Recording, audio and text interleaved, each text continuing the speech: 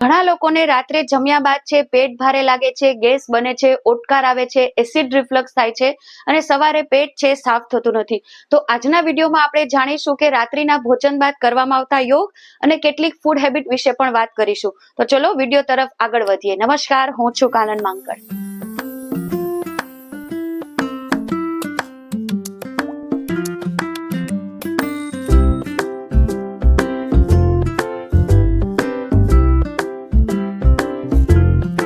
હવે જમીને કરવામાં આવતી કેટલીક યોગિક ક્રિયાઓ જોઈએ જે બાળકો, વડીલો છે, કોઈ પણ ઉંમરના વ્યક્તિ આરામથી કરી શકે છે. તો સિમ્પલ પહેલા ક્યાંય પણ બેસીએ, પલંગ, સોફા કે જમીન પર પીઠ, કમર, ગરદન સીધી રાખીએ અને દરેક ક્રિયા છે એકદમ આરામથી કરવાની છે. તો પહેલા ટ્વિસ્ટિંગ કરશું બેઠા બેઠા. જમણી બાજુ જશું અને ડાબી બાજુ. કઈ રીતે? જો શ્વાસ ભરો, આખું ટ્વિસ્ટ એકદમ ફાસ્ટ નહીં, એકદમ આરામથી શ્વાસ ભરો, છોડો, એકદમ હળવેથી. 2 શ્વાસ ભરતા સામે, શ્વાસ છોડી બીજી બાજુ. 4 5 6 7 8 9 10 અને રિલેક્સ. સરસ બ્રીથિંગ ટેકનિક કરીએ. હાથને કરીએ ઇન્ટરલોક, 3 વખત કરીએ અને હાથ એકદમ સીધા. આંખો કરીએ બંધ.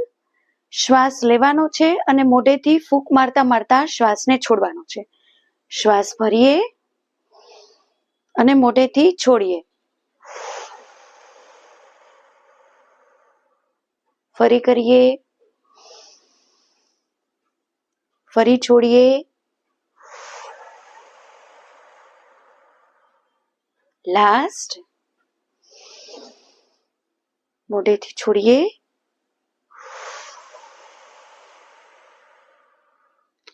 And relax. એકમાત્ર આસન એવું છે કે જે જમ્યા બાદ તરત કરવામાં આવે છે અને એ છે વજ્રાસન, જે આપણા પાચન તંત્રને ખૂબ જ સબળ બનાવે છે. જે લોકોને પાચનને લગતી કોઈ પણ સમસ્યા હોય તે લોકો જો ન કરતા હો તો આજથી જ શરૂ કરી દો, તમને ખૂબ લાભ મળશે. તો કઈ રીતે કરવાનું છે પહેલા જોઈ લઈએ.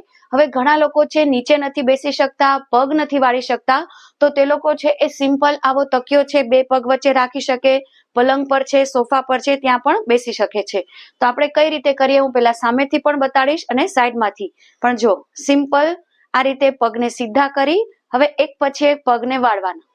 સિમ્પલ પગને વાળ્યા, એડી ઉપર નથી બેસવાનું, વચ્ચે બેસવાનું છે અને કોશિશ કરીએ ક્યાંય પણ બેસીએ આ રીતે સ્લાઉચ નહીં, એકદમ શરીરને સીધું રાખવાનું, બેક સ્ટ્રેટ અને આ રીતે. બસ હોલ્ડ કરીએ. હવે આ આસન દરમિયાન છે તમે સિમ્પલ થાઈસ પર હાથ રાખી શકો, આંખો બંધ કરી શકો અથવા તમે ટીવી પણ જોઈ શકો, કોઈ પણ વસ્તુ કરી શકો. પરંતુ તમે તેની સાથે જો વાયુ મુદ્રા છે, અપાન મુદ્રા કરશો તો તમને બમણા છે લાભ થશે. તો કઈ રીતે કરવાનું છે? વાયુ મુદ્રા, અપાન મુદ્રા બેની ઇમેજ હું મૂકી દઈશ, તમે કોઈ પણ આસન છે કરી શકો. હું અત્યારે વાયુ મુદ્રામાં બેઠી છું. સિમ્પલ આ આસનમાં બેસીએ, ફીલ કરીએ ક્યાં ક્યાં તમને સ્ટ્રેચ આવે છે. પોઝિટિવ વિચારો સાથે 10 સેકન્ડ હોલ્ડ કરીએ. ડીપ બ્રીધિંગ, એકદમ રિલેક્સ થઈએ.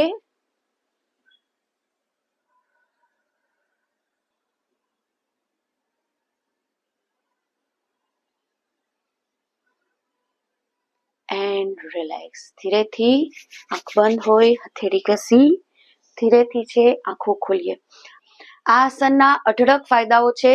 તમને ઓટકાર આવ્યા કરતા હોય, તમે ભલે 1 રોટલી ખાતા હોય તો પણ એવી ફરિયાદ હોય કે મને ખોરાક પચતો નથી, તમે બંને ટાઈમ જમીને છે આસનમાં બેસવા માંડશો, 100% છે તમને પાચનની સમસ્યા છે 21 થી 30 દિવસની અંદર સોલ્વ થઈ જશે. હવે ઘણી વખત એવું બને છે કે આટલી મૂવમેન્ટ કરવી પણ ઘણા લોકો માટે, કોઈને શારીરિક તકલીફ હોય અથવા તો ઘણા વડીલો માટે પણ નથી પોસિબલ. તો તે લોકો છે મુદ્રા કરી શકે. આર્થરાઇટિસની તકલીફ હોય, હાથ પગ છે ન વળી શકતા હોય તો મુદ્રા પણ નથી કરી શકતા. તો અગેન સિમ્પલ એક સોલ્યુશન છે આવા એક્યુપ્રેશરના સાધનો. એક્યુપ્રેશરની રિંગ આવે છે કે જે તમે બધી આંગળીઓમાં ફેરવી શકો, પ્લસ આવું રોલર આવે છે, નાનું આવે છે, મોટું આવે છે.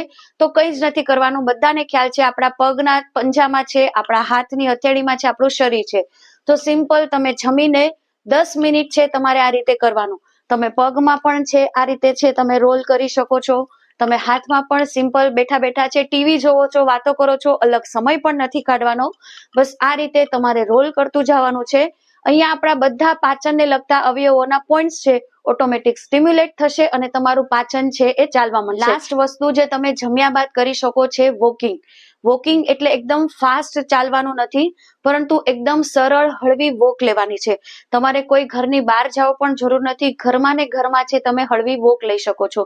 સામાન્ય રીતે લેડીઝને તો થોડા ઘણા કામ જમીને હોય છે, પરંતુ ઘણા પુરુષોની આદત હોય છે કે જમીને તરત આટલેથી ખાટલે, પાટલેથી ખાટલે, તરત જ જમીને છે સોફામાં બેસી જાય છે. બેસે ત્યાં સુધી તો સારું છે, પરંતુ સૂઈ જાય છે તો ક્યાંક ને ક્યાંક કદાચ તે લોકોના પેટ બહાર હોય છે, પાચન નબળું હોય છે, એસિડિટી છે, ગેસ ટ્રબલના શિકાર હોય છે. તો તેની આ એક ખરાબ આદતને કારણે તો હોઈ શકે છે. તો બને તો થોડી મુવમેન્ટ રાખવાની, ફાસ્ટ નહીં. પણ જ્યારે તમે વોકિંગ કરો છો ત્યારે તમને ઉબકા ઉલટી છે કે અંદરથી પેટમાં દુખાવો થાય તો તમારે ચાલવાનું બંધ કરી દેવાનું. અધરવાઇઝ આવું સિમ્પલ વોક લેવાથી કદાચ થતું નથી, તો તમારે જમીને છે હળવી વોક લેવાની. પણ જે લોકોને ડાયાબિટીસ હશે અને તે લોકો જમીને ચાલશે તો તે લોકોનું સવારનું વોક છે, સાંજનું વોક છે, તે કરતા આટલું પણ 10 મિનિટ ચાલ્યા હશે તે આખો તમને ડબલ ફાયદો આપશે. તો કંઈ જ ન કરી શકો તો ઘરમાં તમારે 5 મિનિટ સિમ્પલ વોક કરી શકો, 5 મિનિટ વજ્રાસન છે. બાકી તમે જેટલી વખત જાગો છો તેટલી વખત તમે મુદ્રામાં બેસો. તો 100% કહું છું તમને 21 દિવસ ઓછામાં ઓછું ને વધુમાં વધુ 3 મહિનામાં આટલું પણ રૂટીન ફોલો કરશો તો તમને પાચનને લગતી સમસ્યાઓ છે દૂર થઈ જશે. હેબિટ્સની વાત કરીએ તો કેટલીક 5 ભૂલો કરીએ છીએ જેને કારણે આપણે રાત્રિના ભોજન બાદ છે આપણું પાચન છે મંદ પડી જાય છે. તો પહેલું છે હેવી ડિનર કરવું, ઓવર ઇટિંગ. બીજું, જમ્યા પછી તરત બેસી જવું, સૂઈ જવું.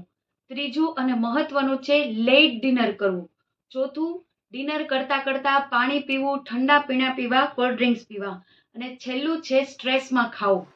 અગાઉ આપણે રાત્રિના ભોજનને લગતી કેટલીક ભૂલો જોઈએ તો તેના ઉપર કામ કરવા કેટલીક ફૂડ હેબિટ્સને આપણે અપનાવી શકીએ. તો રાત્રિનું ભોજન છે બને એટલું વહેલું લઈએ અને હળવું લઈએ. જેટલો હળવો છે સરળતાથી પચી શકે એવો ખોરાક લઈએ તો આપણા પાચનને ભવિષ્યમાં કોઈ તકલીફ ન થાય. માટે ગરમ તાજો રાંધેલો ખોરાક લઈએ. વધુ પડતો તીખો તળેલો ખોરાકથી બચીએ. બેકરી આઇટમ્સ છે, ઠંડા પીણા છે, આઈસ્ક્રીમ છે, તેનાથી બચીએ. ઓવર ઇટિંગથી બચીએ. આ પણ એક મુખ્ય રીઝન છે જે આપણા પાચનને નબળું બનાવે છે. તો એક મહત્વનો રૂલ છે એ યાદ રાખીએ, જેટલું ડિનર સિમ્પલ એટલું જ આપણું ડાયજેશન છે એ સ્ટ્રોંગ. વિડીયોમાં જણાવેલ રાત્રિના ભોજનને લગતી ભૂલોથી બચીએ, સારી ફૂડ હેબિટ્સ અપનાવીએ અને જે પણ યોગાસનો છે એ જમ્યા બાદ બતાવવામાં આવ્યા તેનો નિયમિત અભ્યાસ કરીએ તો 100% છે આપણો ખોરાક છે એ સડવાને બદલે પચી જ જશે. જો વિડીયો છે આપને ઉપયોગી નીવડ્યો હોય તો 100% તમારા કુટુંબમાં, તમારા મિત્ર વર્તુળમાં શેર કરજો.